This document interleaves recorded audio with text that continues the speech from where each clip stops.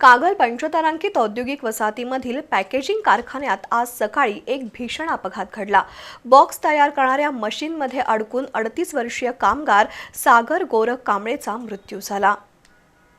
कागल पंचतारांकित औद्योगिक वसाहतीमधील शेतकरी पॅकेजिंग या कारखान्यात आज सकाळी दुर्घटना घडली।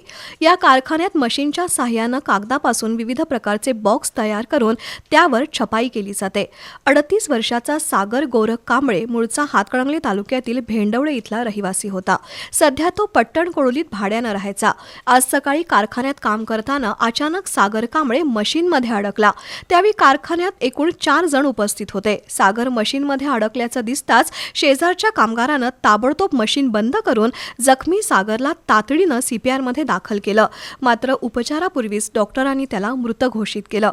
आज सकाळी 11 वाजता झालेल्या या दुर्घटनेनंतर गोकुळ शिरगाव पोलिसांनी घटनास्थळी जाऊन माहिती घेतली। या अपघाताची नोंद सीपीआर पोलीस चौकीत झाली आहे।